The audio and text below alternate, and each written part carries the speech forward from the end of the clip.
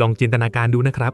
ถ้าประเทศคุณกำลังอยู่ในช่วงสงครามโลกครั้งที่2กองเรือสินค้าที่เป็นเส้นเลือดใหญ่กำลังถูกเรือดำน้ำศัตรูซุ่มโจมตีจนจมไปเป็นพันลำเหล็กขาดแคลนทรัพยากรร่อยหรอคุณจะแก้ปัญหานี้ยังไงถ้าเหล็กไม่มีก็ต้องใช้วัสดุอื่นที่หาได้ง่ายๆใช่ไหมคะเช่นไม้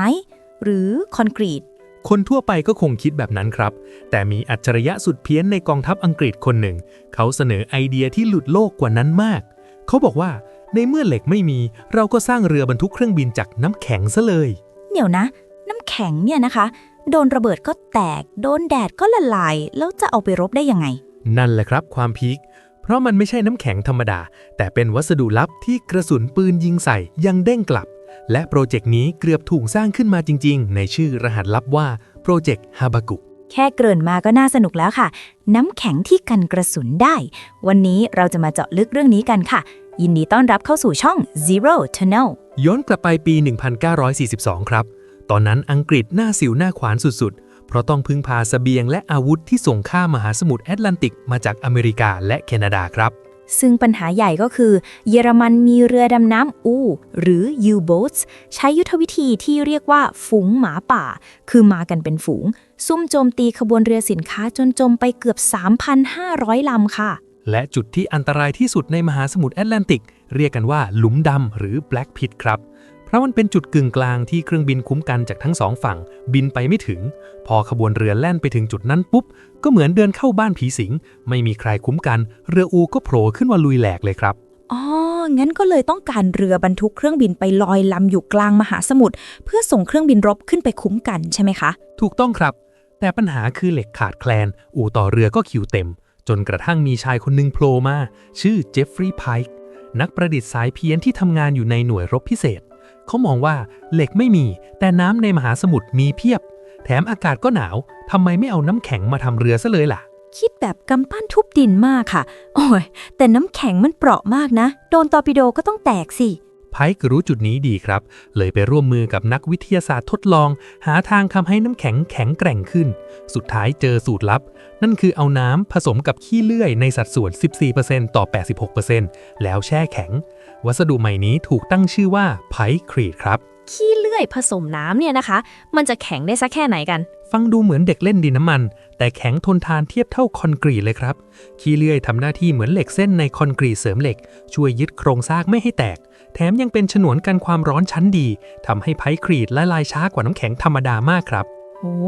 แล้วโปรเจกต์นี้ไปถึงขั้นเสนอจริงๆได้ยังไงคะต้องยกความดีให้ลอร์ดเมาท์บัตเทนเจ้านายของเขาครับเมาท์บัตเทนเห็นศักยภาพเอาไปเสนอนายกเชอร์ชิลล์ซึ่งชอบไอเดียแปลกๆอยู่แล้วก็เลยไฟเขียวเลยครับมีวีรกรรมเด็ดๆในการขายโปรเจกต์นี้ด้วยใช่ไหมคะใช่ครับคือระดับตำนานเลยในการประชุมสุดยอดที่ควิเบกปี 1943 มีผู้นำระดับสูงของอเมริกาและอังกฤษมากันเพียบเมาท์บัตเทนหิ้วน้ำแข็งธรรมดากับก้อนไพค์ครีตเข้าไปในห้องประชุมแล้ว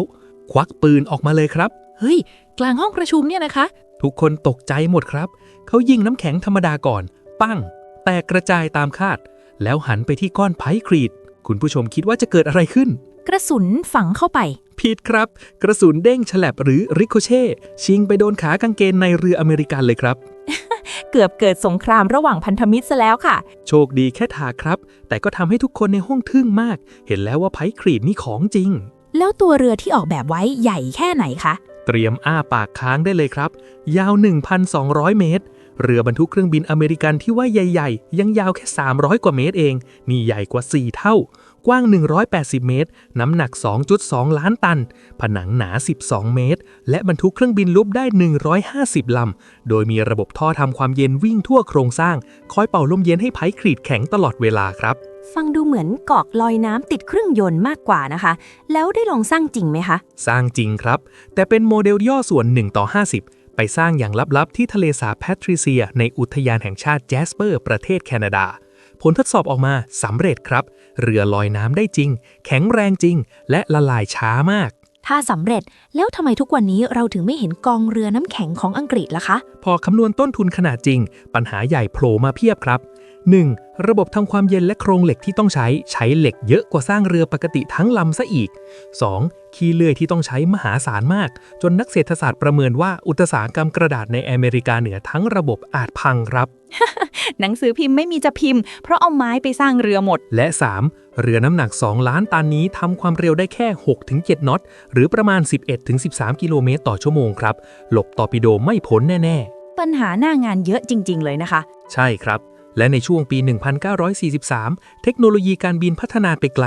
อังกฤษสร้างเครื่องบินที่บินได้ไกลจนครอบคลุมหลุมดำได้แล้ว แถมโปรตุเกสยังยอมให้ตั้งฐานทัพในหมู่เกาะอาซอสกลางมหาสมุทรได้อีก โปรเจกต์ฮาบากุกก็เลยถูกพับเก็บไปในที่สุดครับ อ๋อ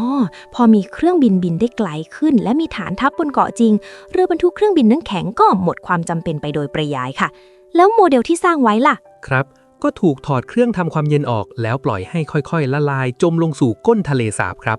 และทุกวันนี้ซากโครงไม้ก็ยังจมอยู่ตรงนั้น กลายเป็นจุดดำน้ำยอดฮิตของนักประดาน้ำไปแล้วครับ เป็นเรื่องราวประวัติศาสตร์ที่ทั้งว้าว ทั้งล้ำและมีความหาซ่อนอยู่นะคะ แม้โปรเจกต์ฮาบากุกจะไม่ได้ถูกสร้างจริง แต่สิ่งที่ไพค์ทิ้งไว้ให้คนรุ่นหลังคือ การคิดนอกกรอบที่แม้ดูหลุดโลก แต่กลับตั้งอยู่บนพื้นฐานของวิทยาศาสตร์จริง ๆ ค่ะ ครับ ในยามวิกฤต มนุษย์มักดึงความคิดสร้างสรรค์แปลกๆออกมาได้เสมอครับ และทุกวันนี้ในวงการวิศวกรรมวัสดุ ก็ยังมีการหยิบยกไพครีตมาศึกษา และทดลองทำโครงสร้างโดมน้ำแข็งกันอยู่เลยนะครับ ไอเดียที่ดูบ้าบางทีก็มีแก่นความจริงซ่อนอยู่เสมอ ถ้าชอบเรื่องราวสนุกๆได้สาระเปิดมุมมองแบบนี้ อย่าลืมกดไลค์ กดแชร์ และกดติดตาม Zero to Know ไว้เลยนะคะ แล้วเจอกันใหม่ตอนหน้ากับเรื่องเล่าที่สนุกกว่าที่คิดครับ จากศูนย์ตรูรู้สนุกทุกคลิป